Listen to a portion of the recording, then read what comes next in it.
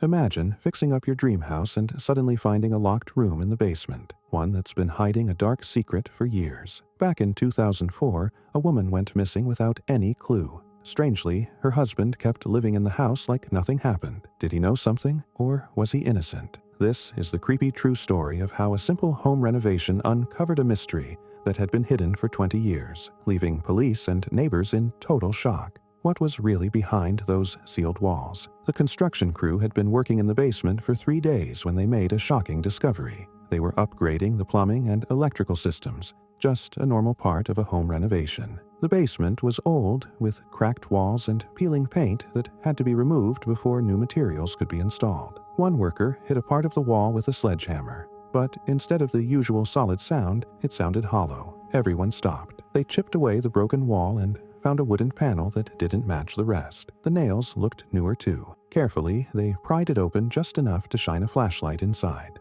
Dust floated through the beam of light, and the air smelled old and musty. Inside was a small hidden room, about the size of a walk-in closet, completely sealed off from the rest of the basement. At first, they thought it was just an old storage space, but then something caught their eye near the floor. A pale object was lying on the ground. As the foreman looked closer, he jumped back. The others peered in and froze. What they saw was clearly human bones. The remains were curled up near the far wall with old bits of clothing still around them. No one touched anything. The foreman immediately called 911. Police arrived within minutes and shut down the entire property. They carefully examined the room. It had been built inside the basement, with strong framing and tightly sealed seams. Whoever made it clearly wanted to hide something and keep anyone inside from being seen or heard. The coroner said the bones had been there for many years, though not quite decades. Near the body, they found a tarnished silver ring and a worn-out wallet with pieces of an ID card. It matched the description of a woman who went missing in 2004, the same year the house was transferred to her husband's name alone. Records showed he had done basement repairs shortly after she disappeared. The construction crew was questioned for hours. They all agreed. This room wasn't an accident. It was built with care. One worker even said the walls were too perfectly done to be anything but a hidden space.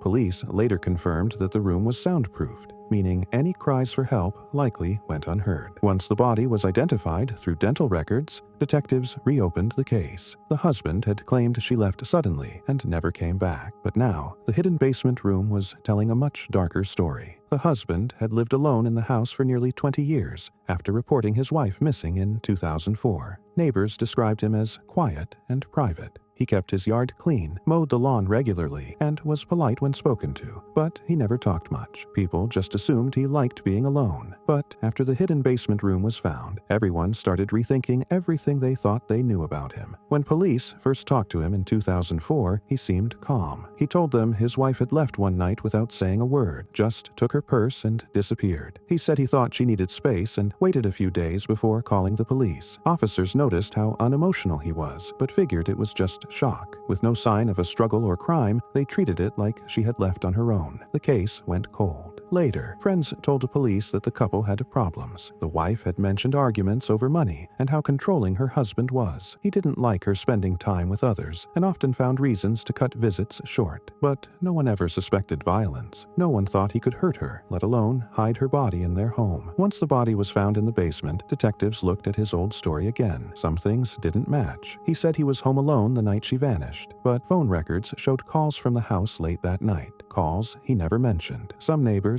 also remembered seeing his car leave around midnight, though he claimed he never went out. His story started to fall apart. Then came the hard evidence. The materials used to seal the hidden room matched renovations done shortly after she disappeared. Even more shocking, his fingerprints were found inside the secret space. That proved he had been there after it was built. For almost 20 years, he lived just steps above her hidden body. He ate meals, watched TV, and slept, all while her remains were buried in the basement wall below. The neighbors, who once thought he was just a quiet man, now wondered how many times they had smiled or waved at someone hiding such a dark secret right under their feet. The unidentified persons unit arrived at the house just hours after the discovery. Their first job was to carefully document the hidden room before touching anything. They took photos from every angle, noting how the walls were built with exact measurements. The space was so small, just big enough for one person to lie down. There was no air vent, no light, just stale air and floating dust. At first, the team tried to identify the body using dental records. The medical examiner compared the woman's old dental charts with the teeth found in the basement, but the body had decayed too much. Some fillings matched, others didn't. After 3 days, they realized it wasn't enough and brought in a DNA team from the forensic services. Investigators collected items from the woman's family, like a hairbrush, old clothes, and letters she had touched. They also took DNA samples from her relatives. It took weeks to extract DNA from the bones and compare it to her family's. But when the results finally came in, they confirmed the worst. The body belonged to the woman who vanished in 2004. The body showed signs she had died shortly after going missing. There were no clear injuries on the bones, but the advanced decay made it impossible to know exactly how she died. Her body had been placed in the room and curled up against the wall, as if someone had tried to squeeze her into the tiny space. Next, investigators focused on the room itself. Samples from the walls showed layers of paint and plaster added at different times. The older layers matched the original basement, but the newer layers contained materials that weren't available until after 2002. Chemical tests showed the sealant used was from early 2004, just months before she disappeared. Even the construction materials told a story. Nails used in the framing were made in late 2003. The wood had no signs of weather damage, meaning it was stored indoors, and the most damning clue, fingerprints on the inside of the room matched the husband, proving he had helped build it. Investigators then looked into the husband's activities from 2004. Store receipts showed he had bought drywall, lumber, and sealant that spring. Neighbors remembered seeing him working in the basement around that time. He said it was just home repairs, but now the evidence said otherwise. He had built the room just before his wife disappeared and sealed her inside after she died. They couldn't say exactly how she died, but they now knew who was responsible. The fingerprints, the materials, the timeline, all pointed to one person, the husband. What started as a missing persons case had turned into a murder investigation with a clear suspect. As the forensic team packed up to leave, one investigator paused at the basement stairs. The husband had walked past that hidden room for years, fully aware of what was inside. Science had revealed the truth, but what really happened that night might never be known. The neighborhood used to be peaceful, the kind of place where people knew each other's names and didn't bother locking their doors. That all changed when the news broke. TV vans filled the streets, reporters knocked on doors, and camera crews lit up the house at night. Longtime residents were suddenly giving interviews on their lawns, trying to make sense of what had happened so close to home. People who knew the husband couldn't believe it. They said he was quiet but friendly. He'd wave hello, but never really talked. Looking back, some neighbors started to remember odd things. One said he always changed the subject when anyone mentioned basements. Another remembered seeing him carrying bags of concrete around the time his wife went missing. He said it was for the backyard. Some still refused to believe he was guilty. To them, he was just a lonely man whose wife had left. The woman's family held a press conference, clearly heartbroken. After all those years of searching, they wanted to know why the truth hadn't come out sooner. Her sister spoke tearfully about how she'd called the police many times, certain something wasn't right. For nearly 20 years, they'd lived with uncertainty, while the husband stayed in the same house, just above where her body was hidden. Soon, the community held vigils. People gathered outside the house, lighting candles and leaving flowers. Some mourned a woman they barely knew. Others were angry that something so horrific had happened in their neighborhood without anyone realizing it. The quiet street had changed. Police patrols increased. Officers circled the block, knocked on doors, and asked neighbors if they'd seen anything unusual. The department said there was no danger, but the extra police cars said otherwise. People who had felt safe now double-checked their locks at night. The case sparked bigger conversations. Advocacy groups reminded the public how often missing persons cases, especially involving family, were dismissed too easily. A packed town hall meeting followed, with residents demanding better responses to missing persons. Police from nearby towns even reopened old cases, hoping to find new leads. The house now stood silent. The forensic team had left, but yellow police tape still surrounded the yard. Most neighbors avoided it. Some even crossed the street just to not walk by. It wasn't just about what happened. It was about how long it had stayed hidden. For 20 years, life continued around a terrible secret.